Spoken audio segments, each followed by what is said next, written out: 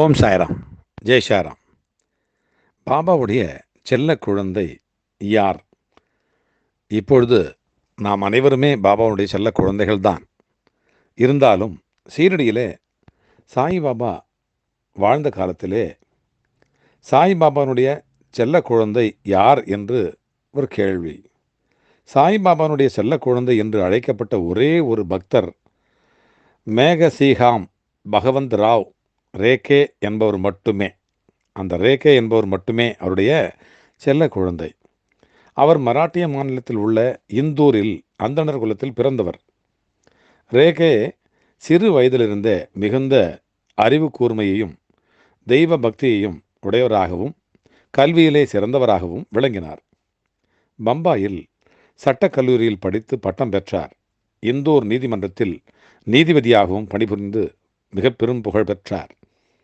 ரேகே தம் 22ஆம் வயதில் சில காட்சிகளை கண்டார். அவற்றிலே ஒன்று, ஒரு நாள் ரேகே படுத்து கொண்டிருந்தார். அப்பொழுது அவர் உடல் மட்டும் படுக்கையில் தனியே கிடக்க அவர் அதிலிருந்து விலகி நின்று அந்த உடலை பார்த்து கொண்டிருந்தார். அப்பொழுது மகாவிஷ்ணு அவர் அருகில் நின்றார். பக்கத்தில் இன்னொருவரும் நின்றார். மகாவிஷ்ணு அவரை சுட்டிக்காட்டி, இவர் ஷிரடி சாய் பாபா, இவர் உனக்கு உரியவர், நீ அவரை அடைக்கலமாக அடைய வேண்டும் என்று கூறி மறைந்தார் மகாவிஷ்ணு. அன்று முதல் ஷீரடி சென்று சாய் பாபாவை தரிசிக்க வேண்டும் என்கின்ற எண்ணம் ரேகேவுக்கு மேலோங்கி நின்றது.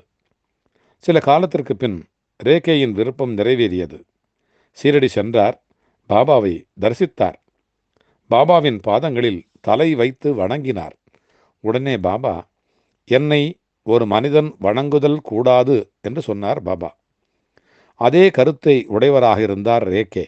அதனையே பாபா இப்பொழுது சுட்டி காட்டுவதை உணர்ந்தார். பாபாவை காண வந்த கூட்டம் அலை மோதியது. அந்த நேரத்தில் அவரை காண எவரும் அனுமதிக்கப்படுவது இல்லை. அது ரேகாவுக்கு தெரியும். ஆயினும் அதை விட்டால் வேறு சந்தர்ப்பம் கிடைக்காது என்று அவர் நினைத்தார். பாபாவை நோக்கி நிதானமாக சென்றார். பாபா அவரை அருகில் வருமாறு அழைத்தார்.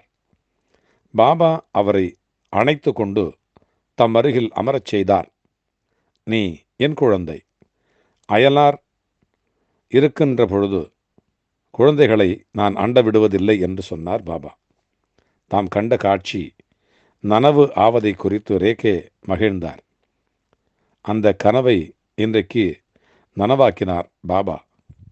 ராமகிருஷ்ண ஆயி என்று ஒரு சாய் பக்தர்.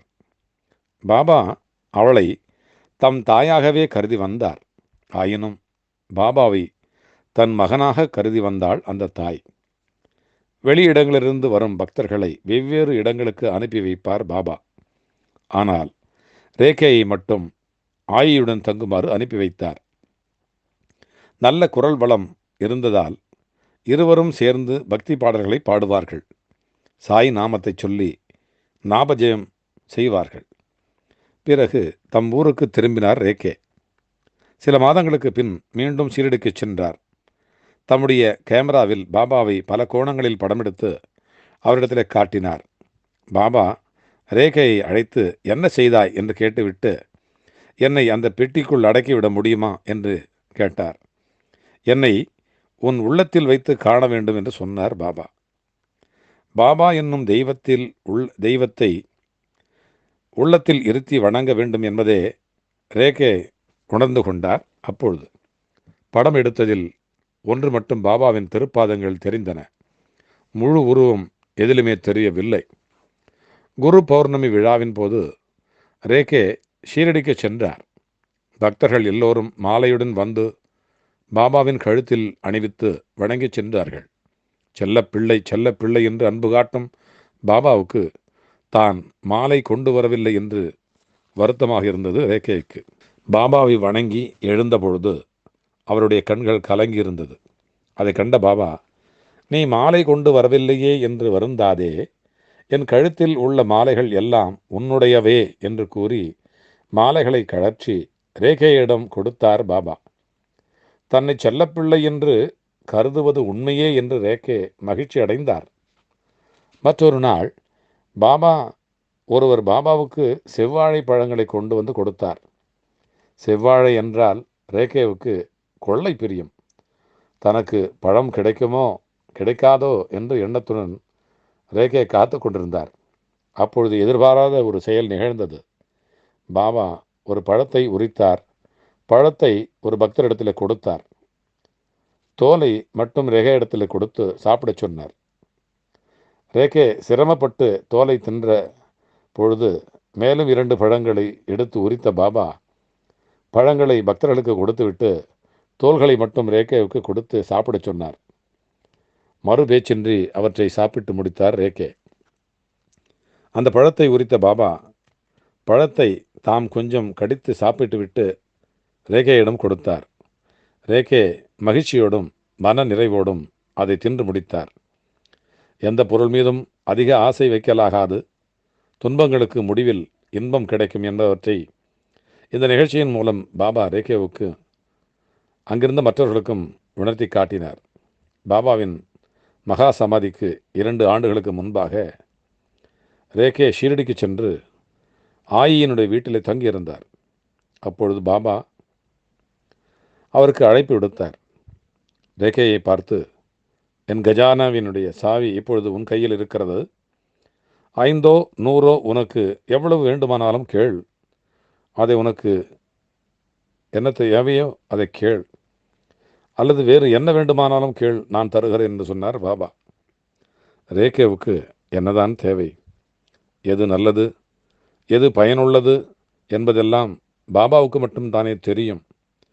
எதை கொடுக்க வேண்டுமோ அதை கொடுப்பார், எதை கொடுக்கக்கூடாதோ அதை கொடுக்க மாட்டார். அது அவருக்கு தெரியும். ஆகையினால் ரேகே எதையும் கேட்காமல் மௌனமாக இருந்தார். பாபா ரேகேவுக்கு ஏதேனும் கொடுக்க வேண்டும் என்ற ஆவலிடத்திலே அந்த இடத்தில் இருந்தார். ரேகேவை வற்புறுத்தி கேட்டுக்கொண்டது பேரிலே அப்பொழுது ரேகே, பாபா, நான் எதை கேட்டாலும் நீங்கள் கொடுக்க ஒப்புக்கொள்கிறீர்களா என்று கேட்டார். ஆம் ஆம் என்றார் பாபா. அப்படியானால் பாபா, இந்த பிறவியிலும் இனிமேல் ஏற்படுகின்ற பிறவியிலும் நீங்கள் ஒருபொழுதும் என்னை விட்டு விலகவே கூடாது, என்னுடனேயே நீங்கள் இருக்க வேண்டும் என்று கேட்டுக்கொண்டார்.